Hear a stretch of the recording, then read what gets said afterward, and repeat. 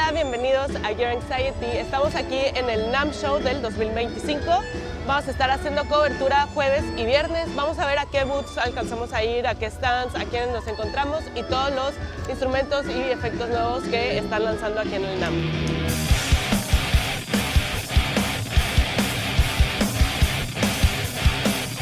Hi David, how are you? I'm doing good. I got a banana keyboard ready. Yeah. Can you explain to me how does it work?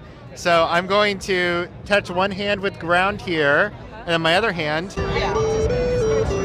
I'm going to touch a note. And what's happening is a little bit of electricity goes from my banana synth through the ground, through me, and then to whichever note I want to play. Oh, okay. Can you play like chords or two at once? I'm still figuring that out. Okay. Yeah. So this is like my next version, and then right now what is working is the Syntheset, which is a little cassette-sized guy that you probably can't hear because it's so noisy at NAMM. But I have a bigger version there too that I also use just by using the little clip points and connecting them to bigger versions. Well, thank you so much, David. It's pretty interesting. I love it. Estoy aquí con Tom de Electro-Harmonix y nos va a platicar lo que hay nuevo en el NAMM. So tell me, Tom, a bit about what you have new today at NAMM, what you brought. Yeah, so we had a big 2024, and here are a couple new releases with the theme of three. We have the POG 3, the LPB 3, and the 360 Plus Looper.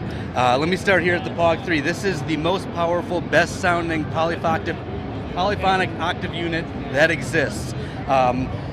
Stereo outs, total MIDI control, huge expansion. The sliders dry through -2 octaves to up to 2 octaves above, right? Your fingertips here, you can pan any of the voices. Like you can mix the octaves here? Yeah, so you control how much of each voice you want. Here's 2 octaves, 1 octave up, and we have added a 5th. It's not just that, you can actually use expression control to play any tones you want in between there as fully whammy functions, all that. There's a big expression section where you can control the envelope, the cue, and the stereo spread, as well as detune option. There's a filter, a low pass filter, high pass filter, band pass filter option. You can run your dry signal through that or not. And the famous attack from the POG 2, which you can cut the attack off the tip of your notes or have 3-second swells to really add some synthy type effects. So that's a huge upgrade to the POG community. 100 presets, just a fantastic machine. 100 presets? Yeah. Okay, cool. And can you save new ones? Yeah, you can save new ones, and there's going to be an app where you can export and import as many as you want onto your desk computer. So that'll be fun, yeah. Okay, so and then the LPB3 actually is the third version of our very first product ever, the LPB1. This is quite an upgrade. It's a booster pedal with a great EQ section. As a switch between 20 dB boost or 33 dB boost, which is great for slamming your amp into saturation. Or if you want to use the 20 dB switch to boost, you get more subtle flavors. 3-band EQ, treble bass, and a parametric mids control, which you can find that mid frequency that you want to either boost up or cut. So it's a very, very powerful analog boost pedal. There's an internal switch for true bypass or buffered bypass. Extremely high quality power rails that can give you the headroom you need. So if you're using an amp, a tube amp, you just got to try it. Very nice price point too. Yeah, definitely. I think it's very good, like for your tone, like to get a better tone, right? yeah. And especially if you're going between guitars, Les Paul, Strat types, kind of boost or cut whatever you need. If you're playing different backlines with different amps, you never know what you're going to get. So it's just a good pedal to have. Yeah. Very cool. And then our latest release actually is joins the Pico family. The NYC DSP is our smallest line of pedals. And here's the 360 Plus Looper, which gives you 6 minutes of total looping control, 11 different loop banks. You have different levels for dry and looped audio, and overdub control, which is a bit of a unique function, I think. If you have it maxed out, it acts just like a regular looper where it repeats everything. Like infinity. Yeah, and then if you start turning it counterclockwise, it controls how your previous audio fades. Oh, so you can actually like morph from one chord to another chord and kind of do sonic soundscapes type things. Okay, cool. Also like call and response type things. So that's actually a very fun feature for a small handy looper. Yeah, looks pretty cool to play with. And then we kind of have this special thing going on, the limited edition small Yeah, let's go golden there. stone. Vamos a ver el Small Stone dorado.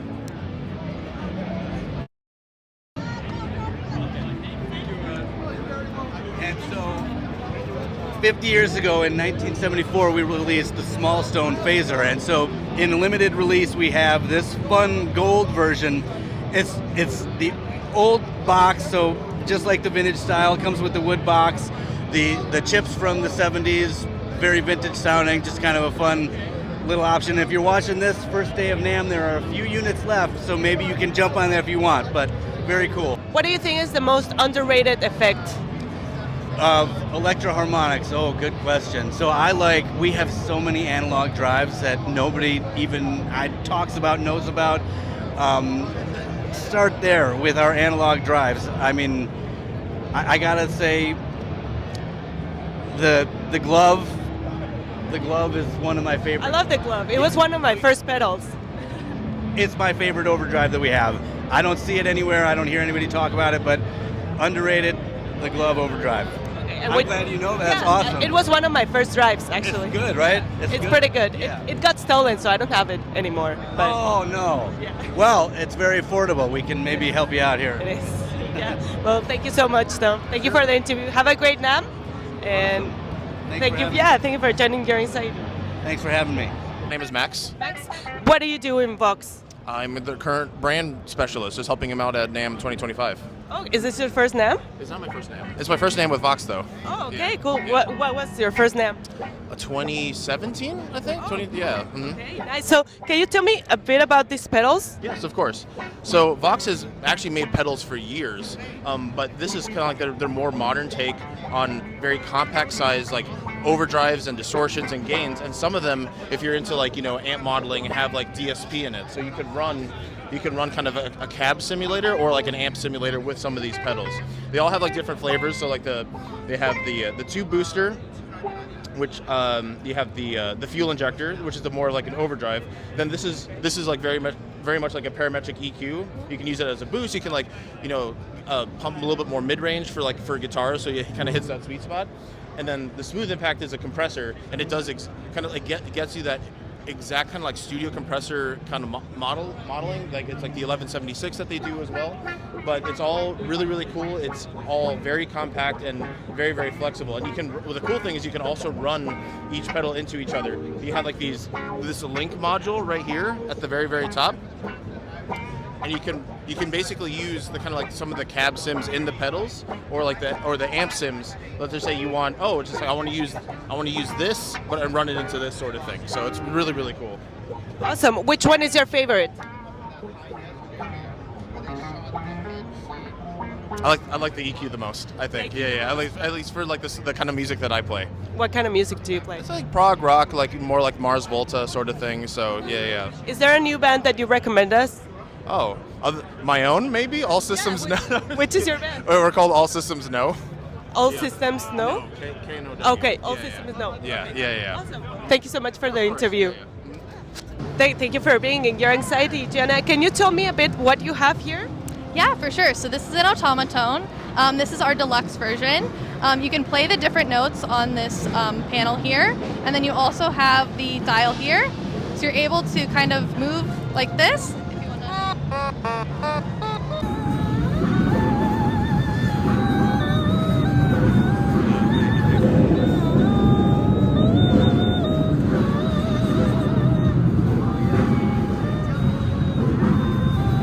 Instrument. It's very accessible for all people, and we have a couple different sizes.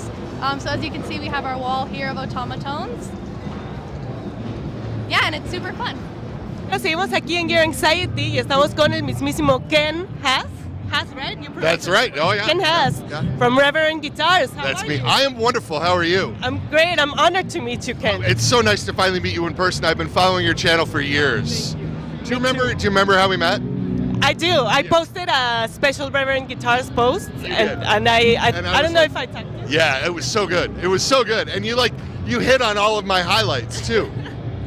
Awesome. I remember in that show, because I made a special show for Reverend in the radio, I looked for you, and I remember that you came like to your first NAMM with Reverend, and you sold like some guitars and you started working with them that way, right? Yeah, I volunteered for a couple of years when the company was really small, because the gentleman who founded the company, Joe Naylor, is like very much a designer guy, and so I'm way more comfortable talking to anybody about anything, and I knew a lot about his guitars, and so I just started hanging around the booth, and then I just started stalking him basically.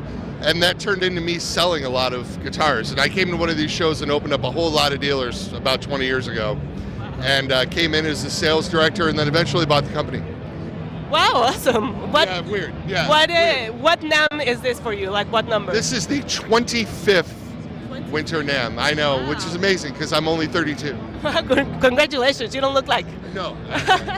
So, 'Cause I lied. I lie. I can lie. tell. I can Yeah, tell. yeah, I can I tell lie. because I lie too. Yeah, 100%. So, Ken, I know you have a lot of big models presenting Yes. at NAMM, right? Yes, you want to see some of the new stuff? Of Let's course. go. Yeah.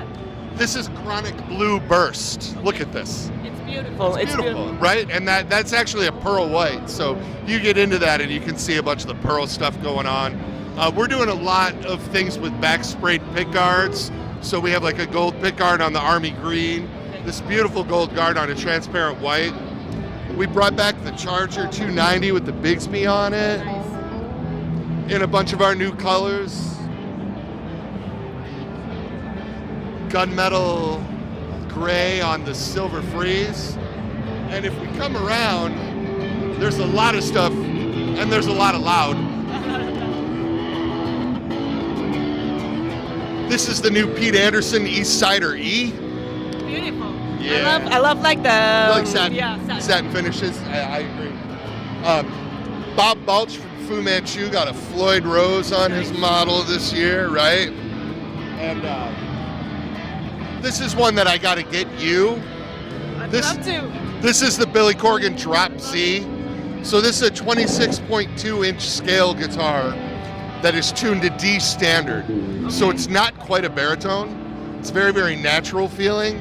And Billy plays a lot of stuff in this key. Okay. So the whole guitar was designed around. So it is designed to play like in low tuning. Yeah. We ship them in D.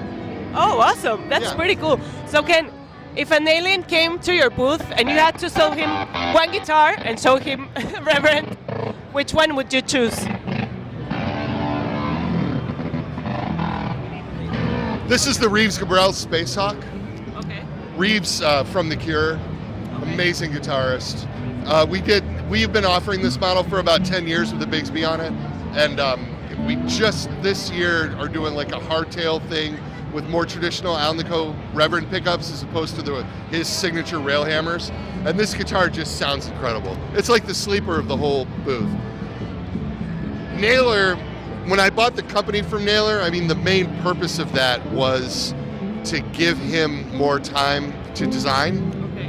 and less time like running the business and dealing with taxes and shipping and all the employees. Don't get me started, right? And once I freed Joe away from that, he started doing some of the most creative stuff he's ever done in his life. And this guitar is a large body, semi-hollow, but no F-hole, so we can do an arm cut on it. I sat and watched him and Reeves design this together. Wow. Like they laid out a couple of things that we were already doing and made this happen. And this guitar has been on, every Cure tour for the last 11 years. It's amazing to me. It's amazing. Right? Pretty awesome. Yeah. Yeah, I mean, huge audiences. Huge audience. Yeah, right. I mean, it's so cool because we're like a family-owned company, and we're pretty humble about all of this shit. But we work with some huge artists. No, I know. You're getting pretty popular. So talking about audiences, can you tell me a bit, what do you see in the younger generations? I see a lot of new bands playing Reverend. What do you see in an artist like to, I don't know, sponsorship them or recommend them Reverend? Our whole attitude thing, it's been mostly word of mouth. And we've gotten really lucky with some younger bands. Like Hot Mulligan is a great example. We've worked with a bunch of bands in Midwest emo, they call it. And we've worked with a bunch of those bands since they were kids. I mean, Hot Mulligan guys were in college. My daughter used to date their merch guy. Oh, wow. Right? And then they've turned into this like happening thing. And to me, they're still just a bunch of little idiots, right? Which is like the most amazing vibe, right? But so many bands in that scene have grown up in the Michigan, like Detroit area, Chicago area, Cleveland area, which is where we're from, and we've supported a lot of these guys since they were kids. And it's funny to me, I don't know if this is too esoteric or not, but I mean, like, our main competitors are brands that have been around with basically the same product for 60, 70, 80, 100 years. And people, older people, like Gen X people like myself,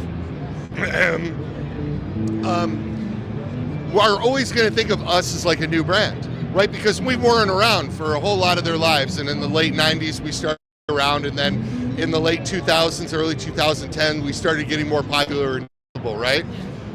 But the kids that are touring now and people in their 20s and stuff, we've always been there. And they look at us in a completely different light.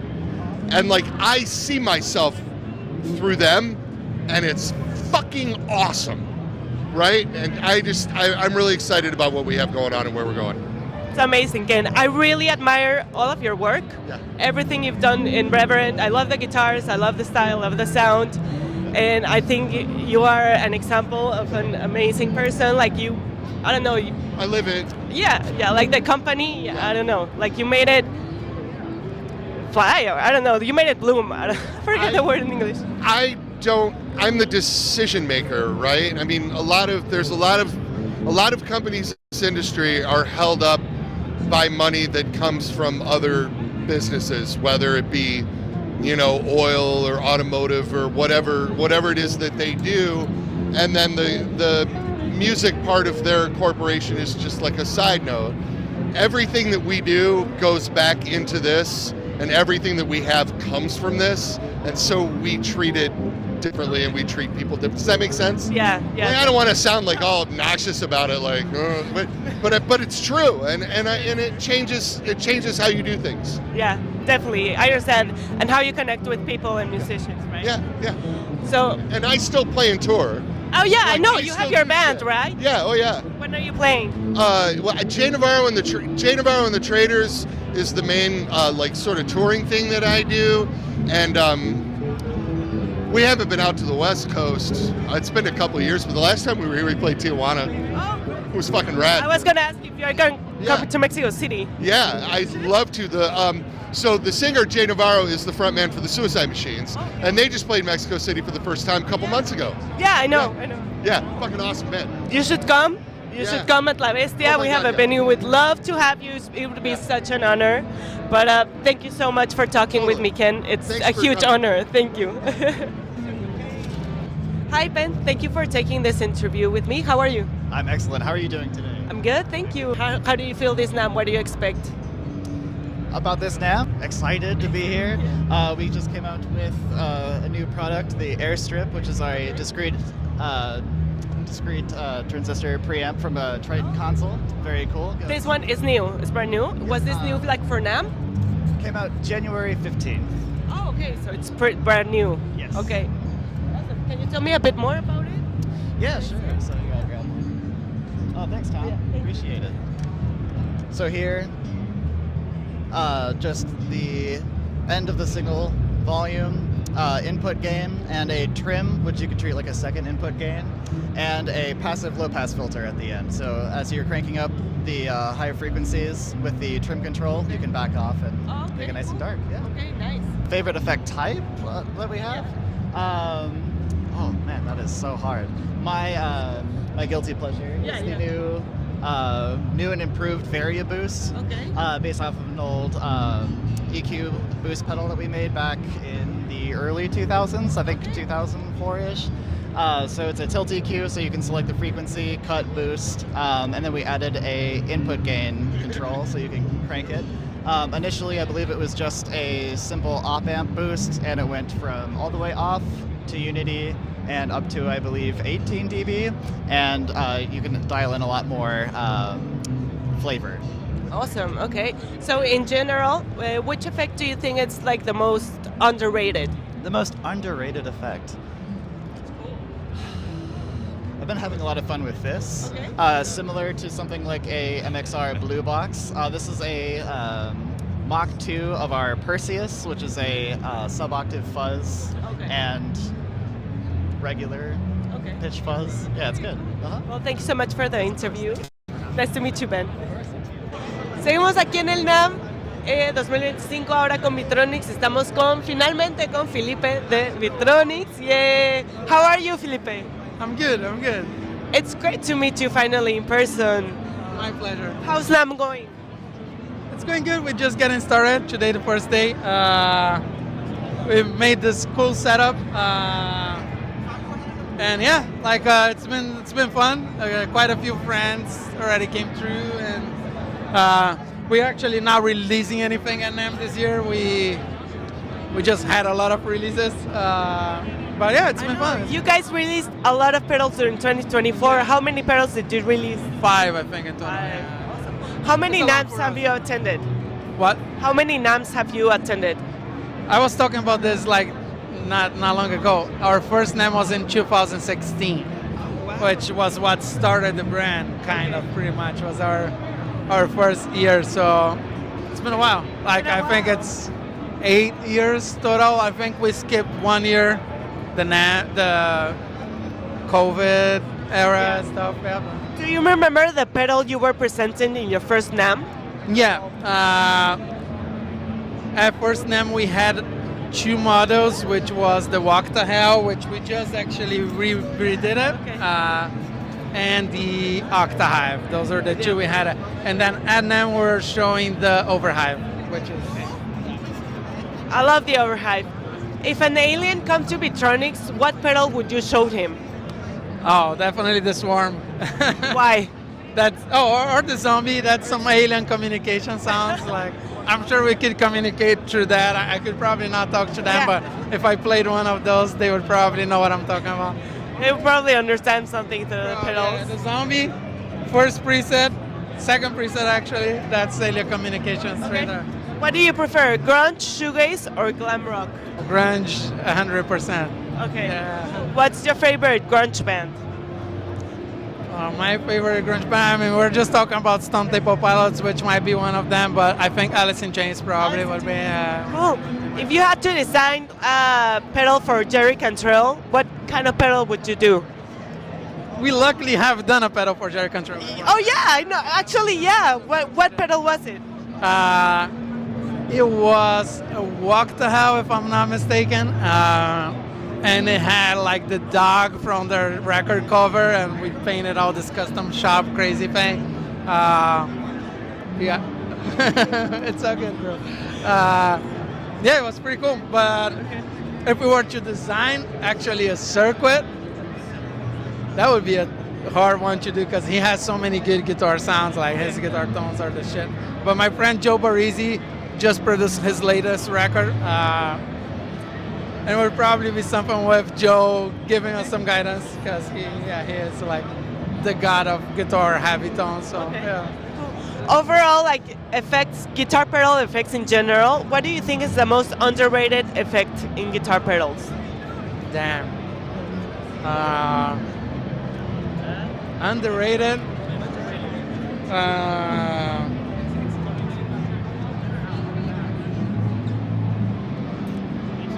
Damn, you got me. I don't know about underrated, but like Something that you feel something this is great, but something that I like a lot. I mean, I do use a lot of like just drives as always on kind of thing, which is like drives? like basic stuff, which is not like not adding too much gain. It's almost like just a preamp stuff. Like I do use that a lot, which is something that not everybody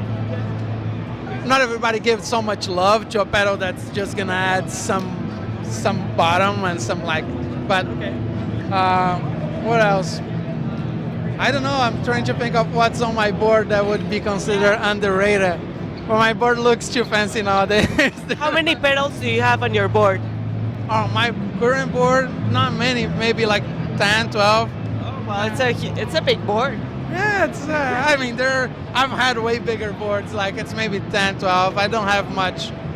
I have many boards, but like my current board that I've been using is mostly for like stereo stuff, and I use with like with one of those like UAD dreams in the end. It's mostly to go straight through and record at sessions, but a lot of stereo stuff. I like a lot of like stereo stuff. Yeah. Okay.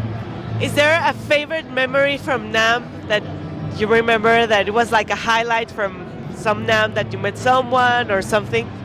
I have a few of those because I mean I've been coming to NAMMs since 2005, right? That I've been coming to NAMMs, and then with Beatronics we've been here since 2016. A few good ones, like one year, the year that we released the Swarm, Blaine actually got to the booth, and then Adrian Billow. The Adrian Billow one was pretty cool. I met a lot of friends through NAMM, so like I probably have a lot of memories that I won't recall right now. But Vernon Reid was once at our booth for a long time. Wow. And it's almost like an embarrassing story because I was busy doing other stuff and I didn't recognize him, and he came to me and he was like, yo, do you guys like, ever like, talk to artists and stuff? And I literally just gave him my card and I was doing something else. And then later down that day, he actually posted something about, I love this print. I was like, oh, I'm an asshole. Like I gave Vernon Reid my card and I didn't even give him attention. Wow. But later I started talking to him and I was like, oh, dude, sorry. Like that was a funny memory from him. Yeah, that's crazy. I bet you met like a lot of different people a lot here. of people, a lot of people come through. It's always fun. Like, and we are also based in Los Angeles, so we get a lot of friends that come through. So it's always a good time. We always have a good time, yeah. Well, thank you so much, Felipe, for taking the Gear Anxiety interview at NAMM. Estoy aquí con Tato de Beatronics. Tato, tell me a bit about what you do in Beatronics. I do everything, actually. I mean, I was actually Felipe's first employee with friends from Brazil. Like back in the day, I know him from Brazil because we're musicians. So in 2018, he called me like, hey, Tato, I need help with this. I knew the pedals, I knew him. I did actually a couple NAMMs with him, like at the beginning of the brand, yeah. And then been wearing a lot of hats since the beginning. We started like building pedals together and all this stuff. And now I kind of manage the place, like we have our assembly team. So I kind of talk to dealers, do a little bit of everything, making sure that everything it's like working, properly. And it's a fun ride. It's been a fun ride. Yeah, awesome. Cool. How was your first NAMM? My first NAMM, it was good actually. It was in 15 or 16, I remember. I don't remember exactly, but it was fun. It was fun. It was more busy than it is today. For example, like all these walls, they were full of like all groups and all different brands. There were like more pedal brands also. But it was fun. It was a little scary at the beginning. It's a lot of people. It's a lot of noise, but it's fun at the same time. You get to know a lot of people. You get to see friends that you don't usually see, like dealers and other players and musicians. So it's pretty cool. Yeah. Can you tell me what's the best and what's the worst thing about NAMM? The best thing about NAMM, it's when it ends. When the NAMM ends, it's the best thing. And the worst thing about NAMM, it's when it starts. I love it. Thank you, Tato. De nada. Oh, sorry, but Tato, what's your go-to pedal from? Reply for that? That's awesome. That's awesome. Honest answer. I love that. Yeah. What's your go-to pedal from Beatronics? What's your goal? What's it again? Your go-to pedal, like your favorite pedal from. My favorite pedal from Beatronics is definitely the most simple one, the Overhive. It's my favorite pedal. Okay. It's my always own pedal. I play simple stuff, so the Overhive just covers a lot of ground for me, and I can stack with other pedals, which is super cool. It's definitely my favorite. The first one. Okay. It's the pedal that I built more. I painted pretty much like 70% of the Overhives that you see, I painted, so it's like a baby for me, You paint a lot of the pedals? I used to paint a lot of the pedals, yeah, including the custom shop, but now we have a specific person, which is Blaine. He's not here right now, but we kind of like, everybody that starts working there, we kind of learn a little bit of everything, and painting pedals it's one of them, which is pretty fun. It's pretty fun. How did you learn how to like make pedals and work with them? I learned to make pedals with Felipe actually. You know, I never had built a pedal in my life before, so I literally like learned from. Of course, I knew a little bit about pedals, but more of the playing side and the musical side. But it was an interesting learning curve. It's very challenging at the beginning, but it's fun. At the end of the day, it's fun. What would you recommend to someone starting their own brand, coming to NAMM? What would you recommend? I would do original shit. You know, make something that you really like. Don't give a fuck about the others, you know, and do it. And NAMM is a really great opportunity for new builders, you know. I know sometimes it feels like it's a big investment or like it's expensive, but this is the way that this brand started, and it's definitely worth it. It's definitely worth it. What other pedal brands do you admire? Ooh, definitely Chase Bliss. It's one of my favorites. I love everything. I love all the brands. Death by Audio, like Oliver is a good guy, you know. Death by Audio, Chase Bliss, Old Blood Noise, really cool. I like Walrus. I like a bunch of stuff, you know. It's a bunch of stuff, but Beatronics is my favorite. Beatronics is the best. Thank you so much, Tato. Thank you for the interview. No, thank you guys.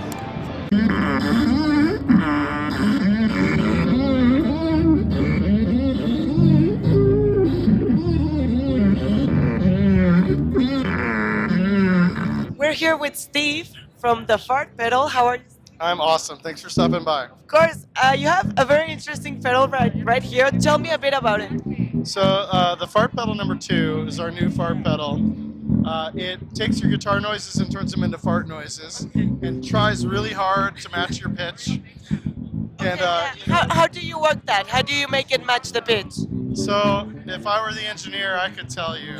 I'm just the idea. I'm the dummy that said, "Hey, I wonder if we could make a pedal that turns farts, makes farts." And I have a very smart engineer who handles all of that stuff. So I know it is hearing the sound, trying to find what pitch you're playing, and then changing the pitch of a pre-recorded fart sound to match it as close as it can. Okay, this is a weird question, but is it a natural fart sound recording? Some of them are. And it's sampled like through different tones? Yeah, so I worked with a sound design company in Chicago. They have a whole Foley studio.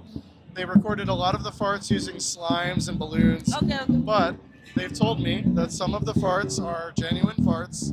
They haven't told me which ones, but I believe them. Okay. Yeah. So like some of the notes are generally farts? Like you can, some of the sounds? Yep. And right here you have different pedals. Do they do like different effects? So down here we have our original pedals. Okay. So the first 5 here are our early models. Those don't do any pitch tracking or have any blend. They basically ignore what you're doing, say that's cool, and then they replace it with a random fart noise. Okay. So we did different colors. We did a collab with Mono Neon, a bass player. I made a tiny one for people who needed a small fart pedal. Tiny farts? Yes. Then we have one in black and then a pink one for girls. That's the Nice. exact same, but it costs $10 more. Okay, because it's pink. Because it's pink, yeah. And then the new one really evolves the fart technology. If you need a fart pedal, what we're trying to say is this is the last fart pedal you will ever need to buy. That's awesome. And it comes here in this can. Yeah, we do some fun packaging. Yeah, of course. We're not sure. I don't know if this will be in a can or in a cool box. These are the older pedals, but people seem to really enjoy the cans, so we'll find a way to pack it really I love it. Where are you guys from? I'm from Chicago. From Chicago? Yep. Okay, cool. Have you recorded something like in a song with the fart pedal? I have not because I'm a terrible musician. But Mono Neon, a jazz artist, has used it a lot. He has a song all about farting that he uses it in. There are a few other artists who've been experimenting with it as well. That's awesome. Thank you so much for taking this interview with me. Thank you for having me. I'm so glad you stopped by.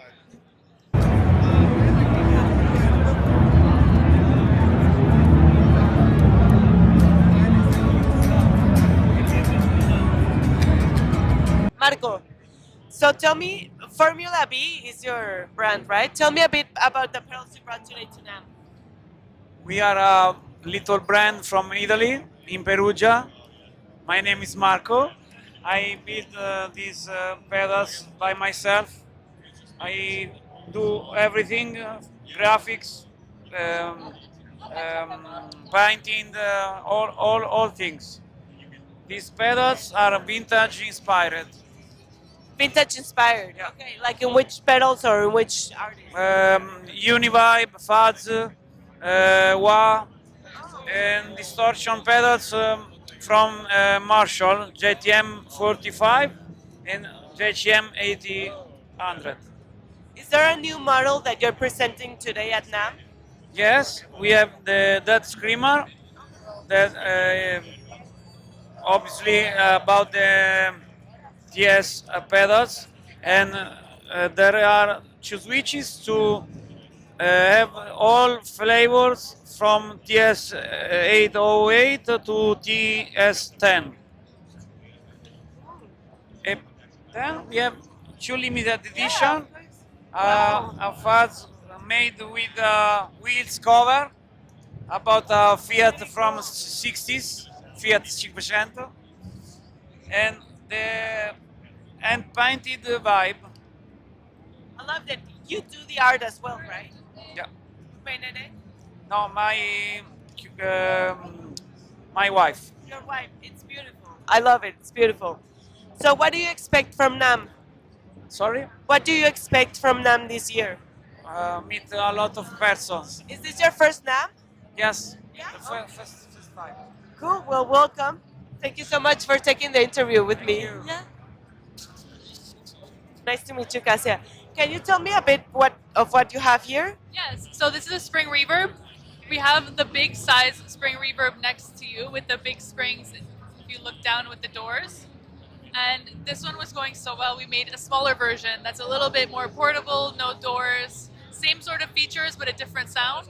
Okay, and you connect your guitar straight to this? Yes, so we made it for guitarists, bassists, and people that play synthesizers, but a lot of studio people are really enjoying it. Do you only have spring reverbs, or do you have other types of reverbs? We have 2 spring reverbs, we're working on a plate reverb, and we also have a guitar pedal. This is the guitar pedal. What does this guitar pedal? So it's a fuzz with 2 oscillators and a tremolo. Oh, where are you guys from? We're from we're from Montreal. Oh, from Yeah. Montreal. Yeah. Very cool. What's your favorite gear from the ones you have here? My favorite? I love the tower. Tower. Yeah. It's huge. I love it. Thank you. Are you a guitarist? No, I like to make the circuitry. Yeah, and it makes me want to play guitar when I play these. Do you have a band or a project? No, I don't. Okay. Well, thank you so much for the interview. Hi, how are you? Hi, we're doing good. Excited. Can you tell me a bit about what pedals you brought today to NAMM? Okay, yeah, so we have most of our current lineup here. So we have like Ottawa, compressor, different kinds of drive pedals, but this is the new exciting thing. So we have the original cymbal pedal we used to do. It was quite dark and people were giving us feedback about it. So we wanted to make a Mark II version with the contour is now a bit brighter, it has more output, so it's all around a better version of the original pedal. So that's the kind of newest thing we have. When was the release? So this will be this spring. Yeah, so this is like the first look of this new version of the pedal, so it will be available to order and purchase this spring. That's awesome. How many NAMMs have you attended? This is our first, actually. The company is a lot older, but we are the new owners because the original owners decided to move on to retirement, so we bought the company 4 months ago. So this is our first time here. We are so excited to be here and show our faces for the first time.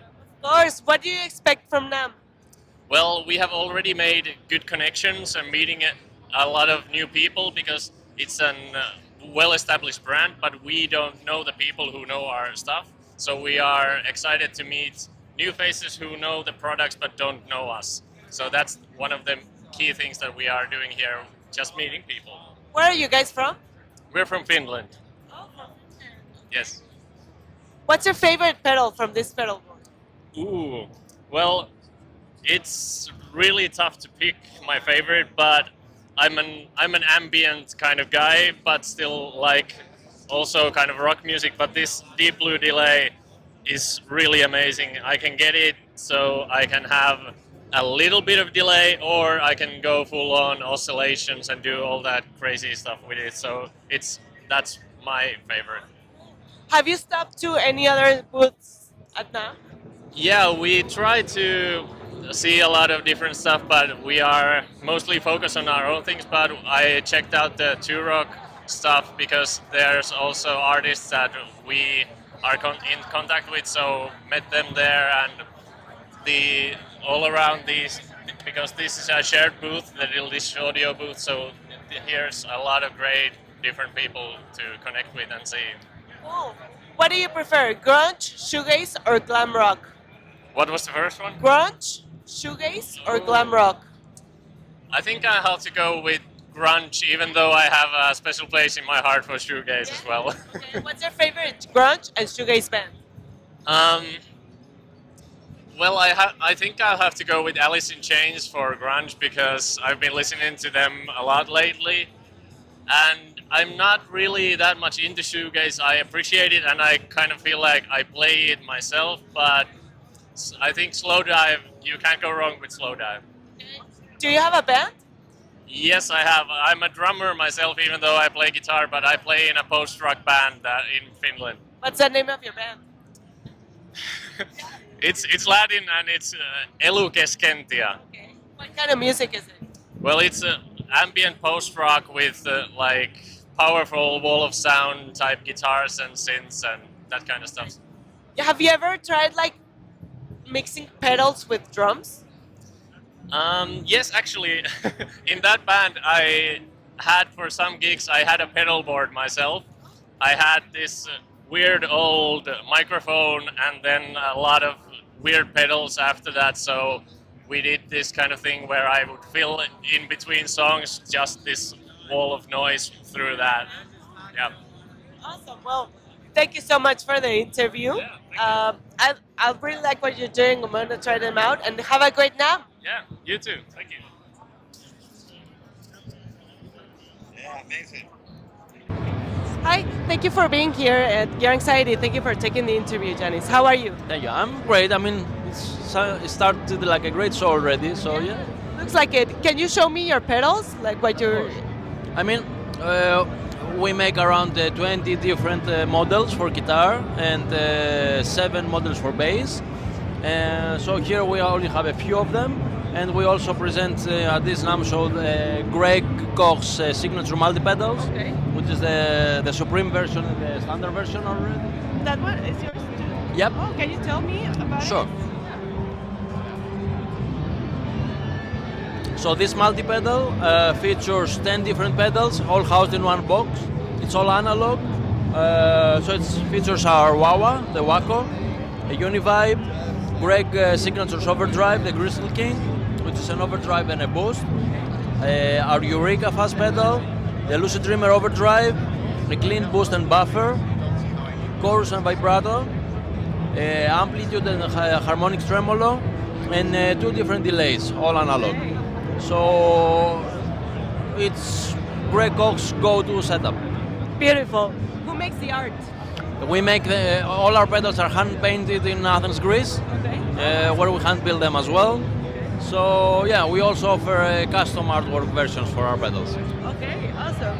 So is this the first NAMM you guys come? No, actually it's been 13 NAMMs that were already there. It's been 20 years. 20 years that you've come to NAMM? No, 20 years we've been doing pedals, and this is I think the 12th or 13th NAMM. Okay, what do you expect from NAMM? I mean, mostly hanging out with old friends, artists, dealers, and yeah, maybe make new connections. And are there any other pedal brands that you admire? Of course. I mean, the guys from Bitronics are great. We are friends. Chase Bliss Audio, they're not here this year, but we really love them. There are many companies. Ranger Effects that we love. Okay. Well, thank you so much, Janice, for the interview. Nice to